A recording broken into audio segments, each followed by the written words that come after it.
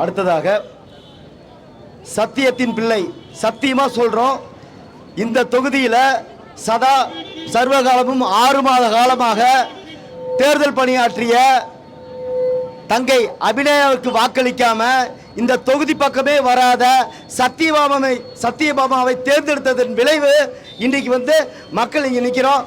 இப்போ இந்த வடமாநில தொழிலாளர்களுடைய வருகையினால என்ன பிரச்சனை அப்படிங்கிறத அபிநயா அவர்கள் இப்பொழுது கண்டன உரை ஆற்றுவார்கள்.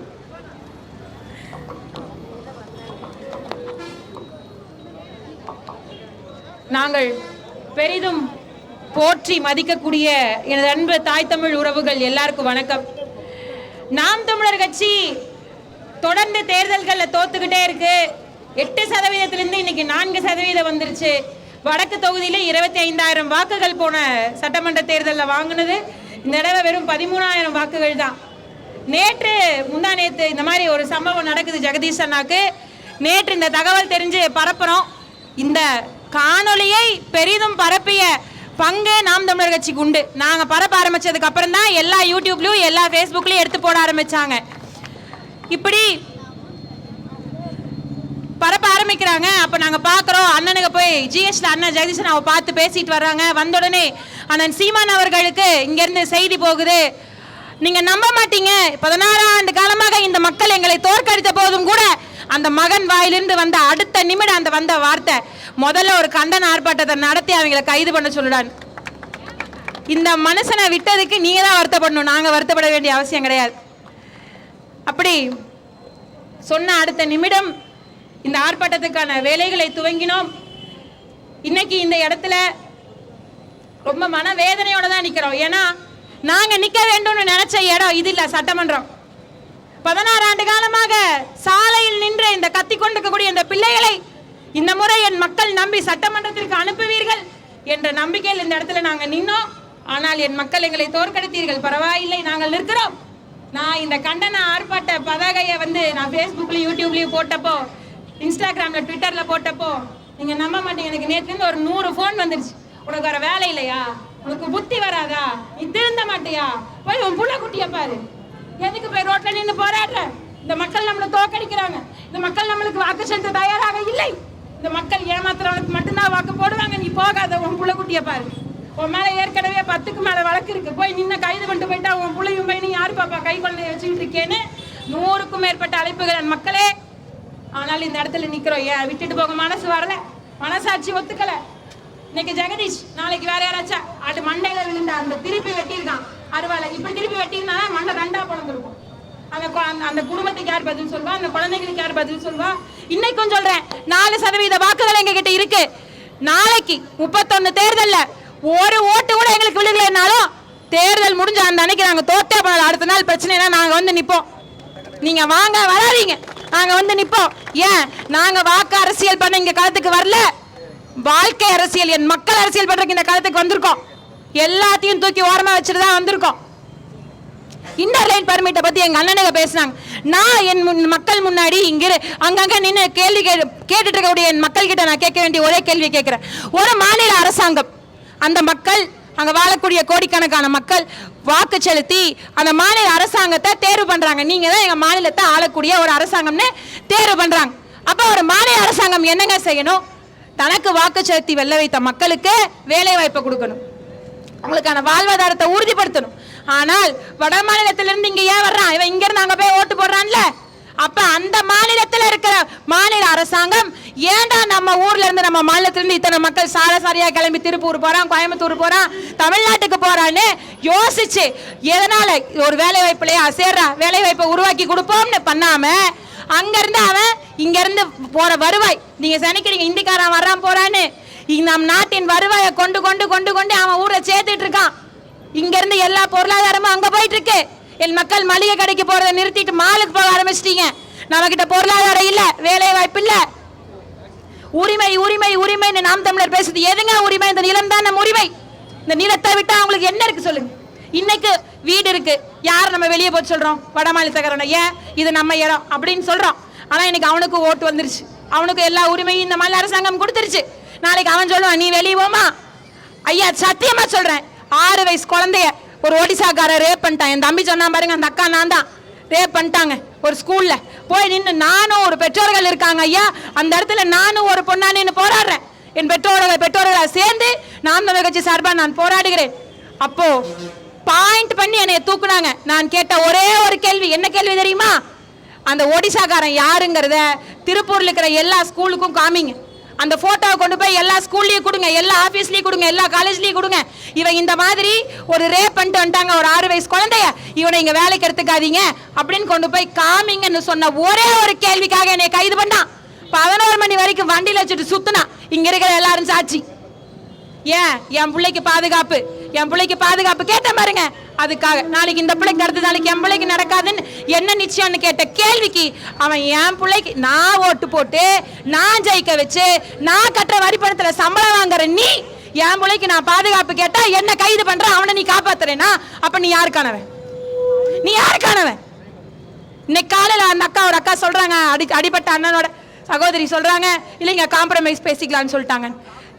நான் இந்த தொகுதியினுடைய சட்டமன்ற உறுப்பினர், நான் அபிநயா, நாம் தமிழர் கட்சி. நான் சென்னையில இருக்கேனே வச்சுக்குவோம். நான் என்கிட்ட இந்த செய்தி வந்திருந்ததுன்னா போன் நான் போட்டு என்ன சொல்லுவேன்? அத்தனை பேரையும் கைது பண்ணத்துக்கு உள்ள உட்கார வைக்க சொல்லு, நான் வந்தாரேன்னு சொல்லுவேன். ஆனா நீங்க அங்க உட்காந்து காம்ப்ரமைஸ் பேசுறீங்க. நான் எது காம்ப்ரமைஸ் பேசுறீங்க? கைது பண்ணத்துக்கு உள்ள வைக்கிறதான அதிகாரம். காம்ப்ரமைஸ் பேசுறதுக்கு நீங்க எதுக்கு உங்கள்கிட்ட அதிகாரம்? நீங்க எதுக்கு சட்டமன்ற உறுப்பினர்? நீங்க எதுக்கு அரசியல்வாதி? உங்களுக்கு எதுக்கு இத்தனை அதிகாரம்? கைது பண்ணி தூக்கி தண்டனை கொடுத்து உள்ள வைக்கினா காம்ப்ரமைஸ் மாதிரி பேசுறதுக்கு நீங்க எதுக்குங்க எங்களுக்கு? நாளைக்கு என் பிள்ளைய ரேப் பண்ணி போட்டாலும் இதே காம்ப்ரமைஸ் பேசுவீங்களா? இன்னைக்கு எங்க அண்ணன் உசுரோட உட்கார்ந்து இருக்கு, ஏதோ நடக்கூடாது நடந்துட்டுனா உங்க காம்ப்ரமைஸ் எதுக்குங்க ஆகும்? என்னைக்குங்க நேர்மை மாற்றம்னு சொல்லி என் மக்கள் தொடர்ந்து ஏமாற்றத்தை நோக்கி தான் போறீங்க. உங்களை விட்டுட்டு எங்கனாலையும் போக முடியல. என்ன பண்றது? பிறந்துட்டோம் எங்க கூட. என்னைக்கு மாறுவீங்க? இது நடந்ததுக்கு முதல் காரணம் நாம் தான். விட்டுருக்க கூடாது, விட்டுட்டோம். ரொம்ப தூரம் போயிட்டான். இதை முடிக்காம வெளியே வர முடியாது. இதை சரி செஞ்சே ஆகணும். நீங்க சொல்ற திமுகவா? இதே திமுக மேயரும் துணை மேயரும் தான் ஏஜென்ட் வச்சு வடமாநிலத்திலிருந்து ஆளை கூட்டிட்டு வந்து இங்க வேலைக்கு வச்சு கமிஷன் வாங்கிட்டு இருக்காங்க. இதே பிஜேபியை சார்ந்த எத்தனையோ கம்பெனி முதலாளிகள் தான் இந்த வடமாநிலத்தவர்களை வேலைக்கு அமர்த்தியிருக்கான். எப்படி வெளியே அனுப்புவாங்க? உங்கள்கிட்ட காம்ப்ரமைஸ் தான் பேசுவாங்க, வாங்கி கொடுக்க மாட்டாங்க.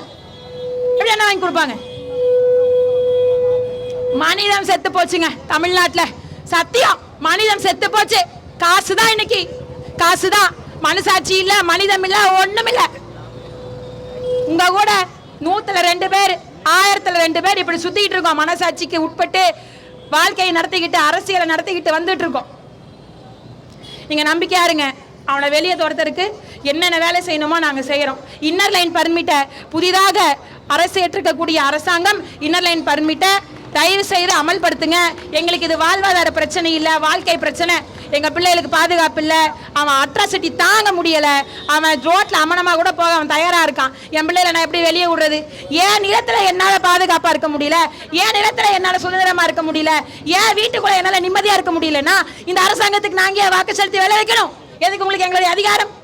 நாங்க ஓட்டு போறதுனால உங்களுக்கு எல்லாமே கிடைக்குது. அப்ப நீங்க எங்களுக்காக தான் இனிமேல் வேலை செய்யணுமோ ஒழிய நீங்க யாருக்காகவும் வேலை செஞ்சு பயனில்லை. எல்லாம் சொல்றேன் நாம் தமிழர் கட்சி அவ்வளவுதான். நீங்க பார் மறக்குது புலிக்கொடி. இதுக்கு மேல என்ன வேணும்? தமிழ்நாட்டு தேர்தல் முடிஞ்சதுக்கு அப்புறம் முதல் ஆர்ப்பாட்டம் இது. தமிழ்நாட்டுல நாம் தமிழர் கட்சி நடத்தக்கூடிய முதல் ஆர்ப்பாட்டம். எத்தனை ஒடி பறக்குது? ஏன்? உண்மை இருக்கு, நேர்மை இருக்கு, சத்தியம் இருக்கு. என் மக்களுக்காக நல்லது செய்யணுங்கிற சிந்தனை இருக்கு. அந்த சிந்தனை செயலா செய்யறோம். இன்னைக்கு அம்மாலாம் வந்திருக்கிறனால, இந்திரா நகர் மக்கள் எல்லாம் வந்திருக்கிறனால பேசுறோம் பண்றோம் நினைக்கிறீங்களா? 5 பேர்னால இதை பேசுவோம். 2 மணி நேரம் அனுமதி கொடுத்துருக்கா. 5 பேர் காலையாத்தான் பேசணும். அண்ணா விடுனே, வருவாங்களா வரமாட்டாங்களான்னு தெரியல. வரல, வேண்டாம். எத்தனை பேர் வந்திருக்கோம்? 7 பேர். 7 பேர் இருந்தாலும் சாயந்தரம் பேச வேண்டியதை பேசிட்டு போவோம். எடுத்து பரப்புவோம். மக்கள் பார்க்கட்டும். ஒரு நாள், இன்னைக்கு இல்ல, நாளைக்கு இல்ல, ஏதோ ஒரு நாள் இந்த இடத்துல ஏன் நாங்க இன்னும் நின்று பேசுறோம் தெரியுமா? அன்புக்குரிய பெற்றோர்களே, ஒரு நாள் என் மக்கள் எங்களை தேடுவீங்க. தேடும் போது உங்கள் கண் முன்னே இந்த பிள்ளைகள் தூயவர்களாக நிக்கணும். அப்பளுக்கெல்லாம இந்த பிள்ளைகள் நாங்க இருக்கோன்ற நம்பிக்கை உங்களுக்கு கொடுக்கறதுக்காக இந்த இடத்துல நின்று பேசுறோம். இன்னும் நாம் தமிழர் கட்சி அங்கீகரிக்கப்பட்ட மாநில கட்சி தான். நினைச்சு வச்சுக்க. என்ன ஓட்டு கம்மியாச்சுன்னு நினைச்சிட்டியா? தொலைச்சு தொங்க விட்டுருவோம். என் பிள்ளையில எங்க அண்ணனை தொட்டுட்ட நீ உன்னை விட்டுருவோமா? நாங்க விட்டுருவோமா? இந்த ஏஜென்ட்டு இந்த கம்பெனியில் வேலைக்கு ஏற்றுட்டு கமிஷனை வாங்கிட்டு ஏஜென்ட் பசங்க யாருன்னா இருந்தீங்கன்னா உங்க அந்த கூட்டிட்டு வந்திருக்கா பாரு ஊர்ல இருந்து அவன்கிட்டலாம் சொல்லி வை, தொலைச்சு தொங்குடுறீங்க இங்க பசங்க பிள்ளைங்க தயாரா இருக்கும். ஊர் மக்களே விட மாட்டாங்க. சாதாரண ஆளெல்லாம் நீ தொட்டல ராஜா, உனக்கு நேரம் கெட்டு போச்சு. அதனாலதான் ஊருக்கே செல்ல பிள்ளையா இருக்கிற ஒரு பையனை தொட்டுட்டு நீ யாரோ போறவனை தொடல, ஊருக்கே செல்ல பிள்ளையா இருக்கிற ஒரு அண்ணனை தொட்டுட்டு இருக்க நீ. அதனாலதான் உனக்கு நேரம் கெட்டு போச்சு.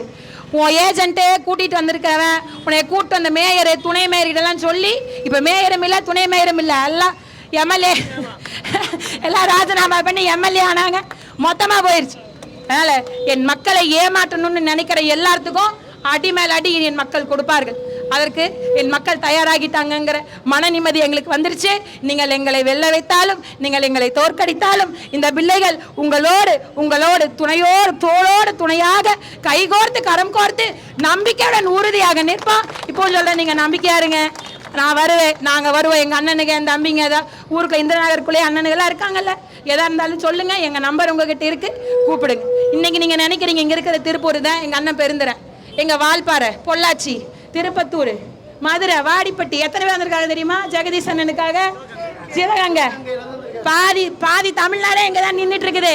ஜெகதீஷ்ங்கிறது இந்திரா நகர்காரர் இல்ல, பாதி தமிழ்நாடே உங்க ஜெகதீஷுக்காக வந்து நிக்குது. இதுதான் நாம் தமிழர்.